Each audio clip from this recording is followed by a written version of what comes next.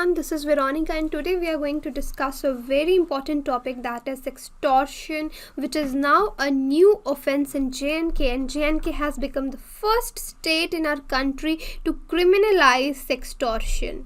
So for my video updates you can follow me on Instagram, and for the PDF of this lecture it will be available on my Facebook profile. So guys, right now on Christmas, there's a Christmas sale going on our channel, flat 60% off till 25th of December. For additional information regarding our pen drive and Android courses, you can call us on these numbers or you can visit our website.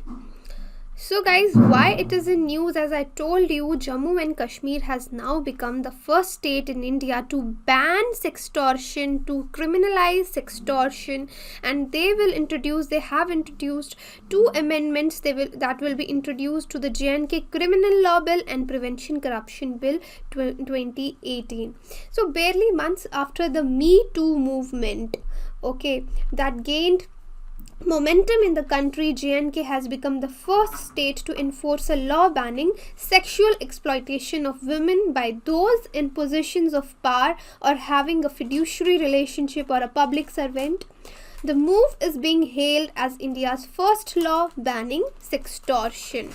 Right? So what are the key features? See, the two new bills, Prevention of Corruption Amendment Bill 2018 and Jammu Kashmir Criminal Law Amendment Bill 2018 are approved. These were approved by SAC, that is State Administrative Council, which is led by the governor of the state, Satyapal Malik. As right now the political condition of J&K is quite in chaos, as recently governor has dissolved the assembly, so these amendments are approved by governor himself. And why they are bringing amendment in the corruption bill? Because they feel that sextortion is also a form of corruption, because usually what happens in corruption, we talk about misconduct, right, where a person in higher authority asks for money for any favor, right? But here, when a person in higher position asks for sexual favors from women in place of certain kind of work which would be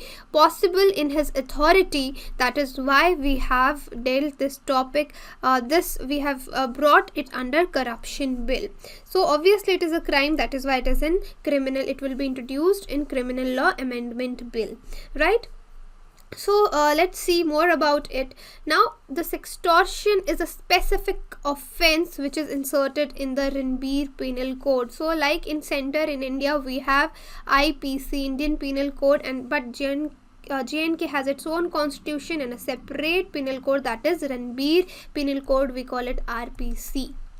Now, amendments will be made in certain sections. This is very important. It may be asked in your state prelims, especially of Jammu and Kashmir. In which sections these amendments are brought? Section 154, 161 and Schedule of Crime Procedure Code, and Section 53A of the Evidence Act. So to bring sextortion at par with any other such offense, right, under RPC. Moreover, this amendment is being made in Prevention of Corruption Act to amend the definition of misconduct. As I told you earlier, it was just related to money, but now sexual favors, demand of sexual favors will be added to the definition of misconduct, and it would constitute misconduct within the meaning of Section 5. Right. Moreover, a separate section is being inserted into RPC, Section E 354E. It will be inserted to provide the offense of sextortion. So you need to remember these small things for your objective, especially in JKPSC, and for other states. So it is important what is sextortion, and J&K is the first state to criminalize it. Now see, according to the amendments, what all these things mean, that any person who is in a position of authority, is a boss or a public servant, or in a fiduciary relationship to employ, he cannot do any kind of physical or non-physical form of coercion to extort. See, sextortion, it comes from two words, that is sex plus extortion, right? So it becomes sextortion. So any torture to the women for demanding sexual favors will be a crime now, in exchange of some benefits or favors that such person is empowered to grant. So finally, it is a great step for the safety of women in the state, and other states and the center should take a lesson from it. Now they make it clear that no defense that the sexual benefit was delivered with the consent of victim. So finally they have cleared it, because in many cases what happens, horse trading takes place and a lot of things take place, corruption takes place, and they convince the victim and they force the victim, sometimes if the other person is powerful, to say that everything happened because of the consent. But now they say it won't be considered as a defense if a case is registered and it is proved, and later even if they convince the victim to say there was a consent, it won't act as a defense mechanism, and this is a great step, right?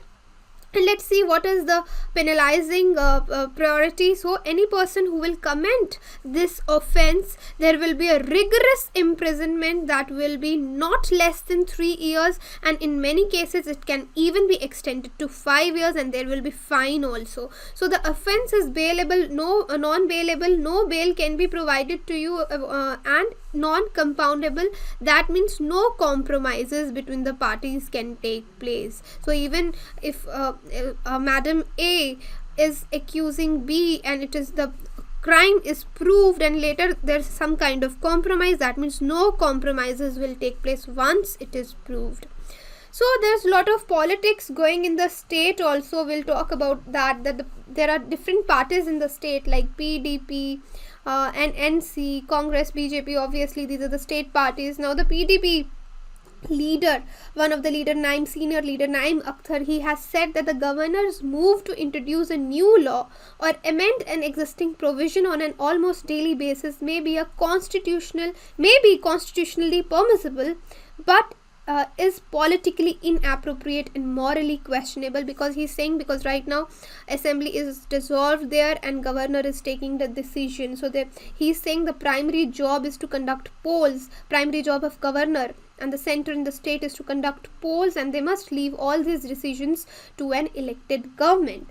So he has said that governor needs to set his priorities right, and rather than act as somebody who's going to rule for years. So he said that for the governor. So this is all politics that is going on after this law is brought into the news.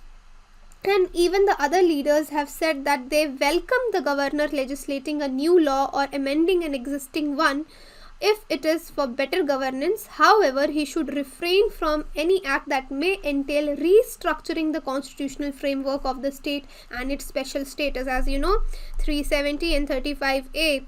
370 provides a special status to J&K as a state, and 35A provides a special status to the citizens of the state. So he says that governor should refrain itself from restructuring the constitution of J&K, right? So this all politics is going on right in the country, but obviously it is a great step brought by the state, and it is the first state in the country to bring it. So what is sextortion? Sextortion in J&K, the law what has made, it is in concern with the authorities, higher authorities, but it has a deeper meaning also. It is a form of sexual exploitation that could be physical or non-physical, both, to extort sexual favors from the victim.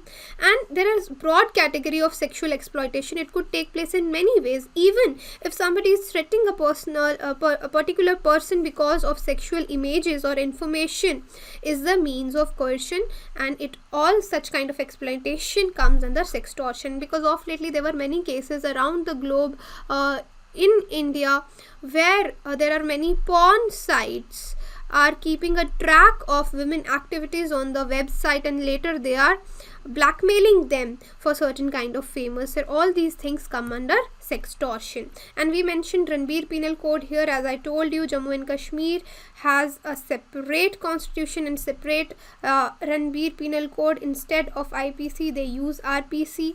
This is the main criminal code applicable in the Indian state of J&K.